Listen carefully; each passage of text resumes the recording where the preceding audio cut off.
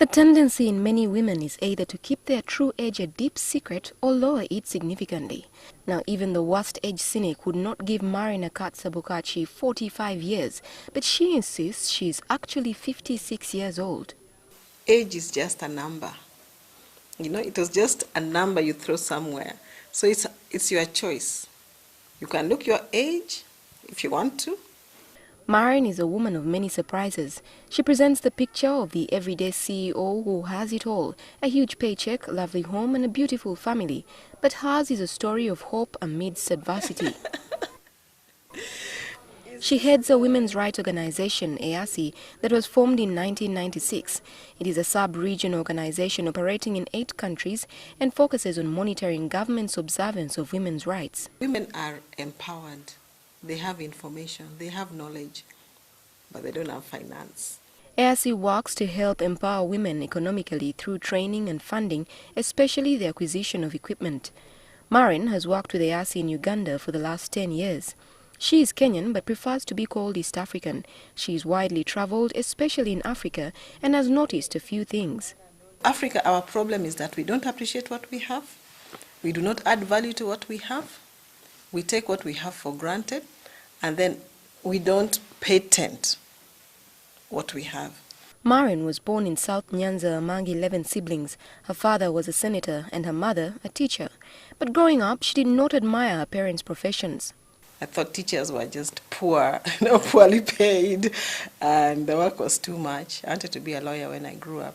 I think politics enhances your poverty if you really don't know how to manage. She feels many things have to change so that the woman's role in the development of society is fully appreciated. They say that behind every successful man, there's a woman. But they should be side by side. You know, they should be looking at each other and discussing. The woman should not be throwing ideas from behind. Marren has 4 daughters. The eldest is 31 and the youngest 25, but she is divorced. The marriage failed because they could not agree on many issues. Some women would stick in there because of the children, but not Marren. I say it's really stressful for the children because they are not blind and they are not deaf. They can see and they can hear, and it affects them mentally. And sometimes they even think of one of the parents as either being evil or being weak. Her journey as a single parent has been tough, and she wouldn't want to see anyone go through her experience. Borrowing money, being in debt, wondering how to pay school fees. Marren had never been sick all her life. It was therefore shocking when one day I fall ill slightly and I go to hospital and they tell me, oh, we are going to admit you for a checkup. The X-ray results showed she had a blocked intestine. 2 weeks later, she had a biopsy which revealed that she had cancer of the colon. We came back home. I went into my room and I really cried. And that was the beginning of many nights of tears and desperation. She will never forget October 2013.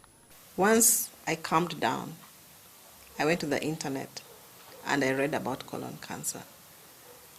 And it was not nice. It's like the most common cancer that kills people. Colon cancer affects the large intestine, the lower part of the digestive system. Like many other cancers, it is mostly a lifestyle disease and exposure increases with age. Just a few cases can be traced to genetic disorders. My father died of liver cancer and he has never even sipped a glass of beer. And this is something that you can get, it's hereditary, you can get it from your family. Marren sought a second opinion in Nairobi and was given the same diagnosis. She was advised to go to India for a PET scan to check the location of the tumors in the abdomen. She took out her savings and made the trip. The doctors there confirmed the diagnosis. She told me to do a certain test, that is a genetic test. And at this time I began to realize that this treatment is not going to be cheap. Her insurance cover excluded cancer treatment.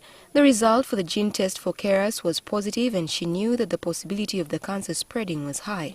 She needed over $30,000, approximately 80 million shillings then. She went to Kenya, called on family members and asked for help. Her children led the fundraising effort on social media and people from all walks of life, friends and strangers, responded. So they developed a website called www.wishformama.com and and put my account number, their account numbers. And the money came pouring in. Somebody gave me a ticket, a whole air ticket. I could not believe it. People sent me $1,000, 1,000 euros, 1,000 pounds. Just friends of my children mostly. 6 months later, she returned to India. The tests showed that while many tumors had shrunk, some were still there. She needed 3 more months of chemotherapy and had to find another $15,000, over 30 million shillings at the time. Cancer actually, it kills people because who can afford? They resorted to the same fundraising channels, but Marren also sent her children some jewelry she makes for them to sell abroad. The experience taught her the power of a support group. That support that people give you, that we don't want you to go. We don't want you to die right now. And I said, I'm not dying. In November last year, she again went to India and the report was better. Oh my God, you should have seen me. I was just alone in my room. I jumped on the bed. I screamed. I thanked my God. And the report read, there is no more visible signs of cancer. Marren knows that cancer can recur, so she is observing a strict diet and an exercise regime. I have to go for checkups every 3 months. And I went for my first checkup last week, and everything was good so far.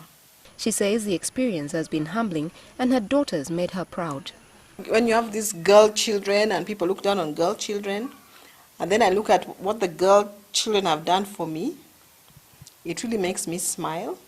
Unlike many cancer patients, she did not lose her hair or have her nails and skin turn black during chemotherapy. She took immune boosters following a recommendation by a doctor in Kenya.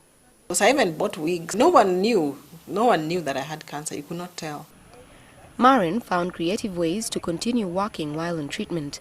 She didn't want to lose her job. She mostly worked from home but went to the office twice a week. A few weeks ago, she lost a friend to cancer. Her service was amazing. The church was packed right up to outside. And I could hear announcements. We have given 500,000, 250,000, 150,000 when she is dead. Why don't you do this when she was alive? She needed you then. Her outlook to life has changed immensely. If something good is happening, don't, oh, I'm so tired, let me sit at home. No, go out and enjoy yourself. Spend your money as well. Because when you die, it's just in the bank.